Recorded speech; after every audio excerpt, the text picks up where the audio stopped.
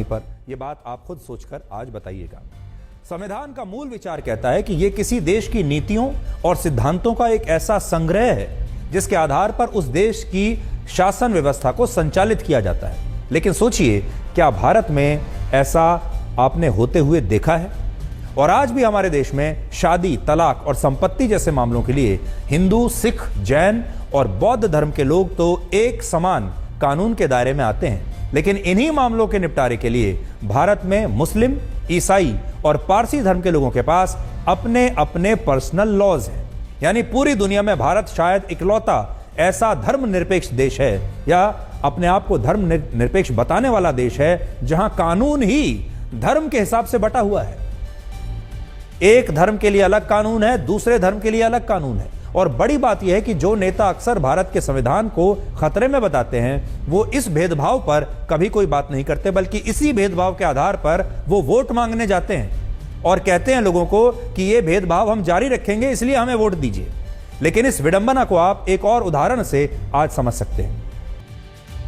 वर्ष 1991 में कांग्रेस पार्टी की सरकार संसद में एक कानून लेकर आई। याद रखिएगा, वर्ष 1991। क्या कानून लेकर आई? इसे कहते थे प्लेसेस ऑफ वर्शिप एक्ट। यह कानून कहता है कि अयोध्या को छोड़कर, यानी अयोध्या में राम मंदिर, बाबरी मस्जिद के विवाद को छोड़कर देश में सभी धार्मिक स्थलों को उसी यथास्थिति में बरकरार रखा जाएगा जो 15 अगस्त 1947 से पहले की थी। यानी 15 अगस्त 1947 से पहले अगर किसी स्थान पर मस्जिद थी तो वो मस्जिद भविष्य में भी मस्जिद ही रहेगी, और किसी स्थान पर अगर मंदिर था तो वो भविष्य में मंदिर ही रहेगा। लेकिन जो यथास्थिति 15 अगस्त 1947 से पहले की थी वही रहेगी। एक ही अपवाद है, और वो था अयोध्या में राम मंदिर और बाबरी मस्जिद।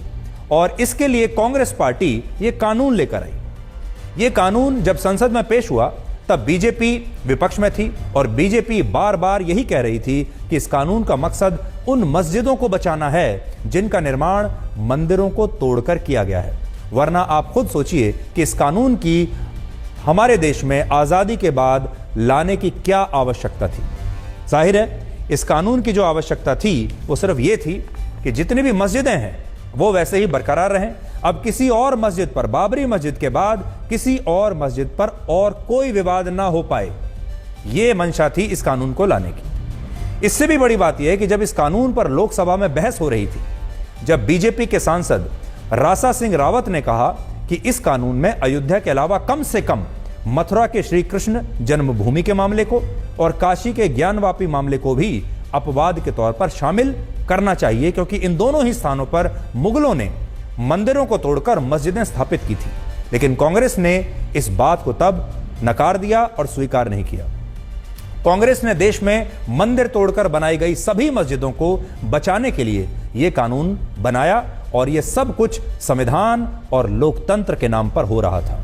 लेकिन अब एएसआई ने अपनी सर्वे रिपोर्ट में यह बता दिया है कि काशी में ज्ञानवापी मस्जिद के नीचे एक बड़ा और भव्य मंदिर था, और इस मंदिर के मलबे और अवशेषों से ही ज्ञानवापी मस्जिद का निर्माण हुआ था।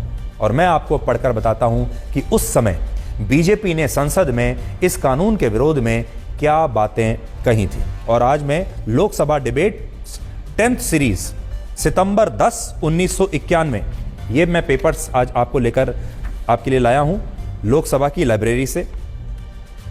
और देखिए, तो बीजेपी के एक सांसद रासा सिंह रावत ने उस समय यह कहा था, India is a nation and our culture is its soul. हमारी जो कल्चर है वही हमारी आत्मा है। The Lord Rama, Lord Shri Krishna and Lord Shiva of Kashi Vishwanath are the ideals of our culture. My amendment is that the birth place of Lord Shri Krishna, Mathura and Kashi Vishwanath, Shiv Shankar's temple be kept out of the purview of the bill just as the Ram Janmabhoomi has been kept out। तो उस समय भी 1991 में भी BJP का यही stand था। अब देखिए, उस समय लाल कृष्ण आडवाणी जी ने क्या कहा था। उन्होंने कहा, Mister Speaker sir, I do not know how much helpful this bill would be, but I certainly know that we are not solving those problems which are behind all the tension, and we are passing this bill to create tension at the places where it is not existing. I and my party do not want to be associated in passing of this bill. Therefore, Mr. Speaker, sir, with your permission, we walk out of the house. और उसके बाद लाल कृष्ण आडवाणी ने कहा कि हम walkout करेंगे, हम इस कानून का हिस्सा नहीं बन सकते।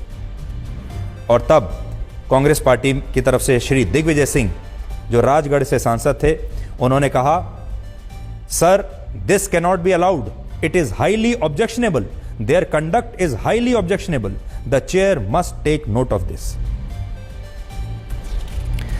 उन्होंने आगे भी कहा, sir, this is disgusting, their behaviour has always been disgusting. तो जब बीजेपी इसका विरोध कर रही थी तो दिग्विजय सिंह ये कह रहे थे कि जो आपका व्यवहार है ये शर्मनाक है, ये डिसगस्टिंग है।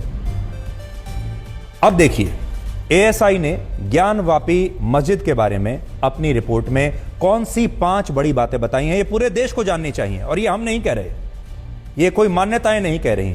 एएसआई ने जो सर्वे किया उस साइट का और उसके बाद जो अपनी फाइनल रिपोर्ट उन्होंने दी है, उसमें क्या लिखा है। पहली बात, मस्जिद के तहखाने में हिंदू देवी देवताओं की मूर्तियां पाई गई हैं।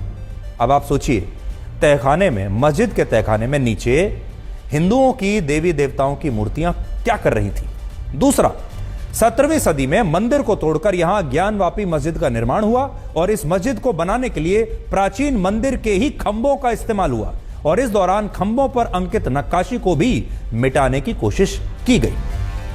तीसरा पॉइंट उन्होंने लिखा है एएसआई ने, मस्जिद से कन्नड़, तेलुगु और देवनागरी लिपि में कुल मिलाकर 34 ऐसे शिलालेख मिले हैं जो मस्जिद के स्थान पर पहले मंदिर होने का प्रमाण पेश करते हैं और इन शिलालेखों में जनार्दन, रुद्र, उमेश्वर और महामुक्ति मंडप जैसे शब्द लिखे हुए हैं। चौथा पॉइंट, ज्ञानवापी मस्जिद की पश्चिमी दीवार प्राचीन मंदिर का ही अवशेष है जिसे मुगलों ने ध्वस्त न करके मस्जिद में ही सम्मिलित कर लिया था, मस्जिद में ही मिला लिया था। और पांचवा पॉइंट, ज्ञानवापी मस्जिद के ढांचे से पता चलता है कि इसका निर्माण 17वीं सदी में हुआ था और यह मस्जिद प्राचीन मंदिर के मलबे से ही बनाई गई थी। तो प्राचीन मंदिर को पहले ध्वस्त किया, उसी के मलबे से मस्जिद बना दी, कई जगह पर उसी मंदिर के खंभों को दोबारा से रिसाइकल करके इस्तेमाल कर लिया गया। इसलिए हमें लगता है कि अयोध्या के बाद अब जब एएसआई के सर्वेक्षण से यह साबित हो गया है कि काशी में ज्ञानवापी मस्जिद मंदिर को तोड़कर बनाई गई थी, तब हमारे देश के मुस्लिम पक्षकारों को अब बड़ा दिल दिखाते हुए इस सत्य को स्वीकार कर लेना चाहिए और यह कहना चाहिए कि वो इतिहास में मुगलों द्वारा किए गए आक्रमण को एक बड़ी गलती मानकर इस गलती को सुधारने के लिए अब तैयार हैं और उन्हें भाईचारा दिखाते हुए ज्ञानवापी की जमीन जहां मंदिर निकला है, उस जमीन को, उस स्थान को हिंदुओं को स्वेच्छा से सौंप देना चाहिए। ये एक अवसर मुस्लिम पक्षकारों को अयोध्या में भी मिला था। अगर अयोध्या में जब ये विवाद हुआ था राम मंदिर और बाबरी मस्जिद का, उस समय भी अगर मुस्लिम पक्षकार इस अवसर का फायदा उठाते और कहते क्योंकि ये हिंदुओं के भगवान श्री राम की जन्मभूमि है, उनका इससे विशेष लगाव है, हिंदुओं के लिए ये जीवन और मृत्यु का प्रश्न है, जबकि मुसलमानों के लिए ये सिर्फ एक मस्जिद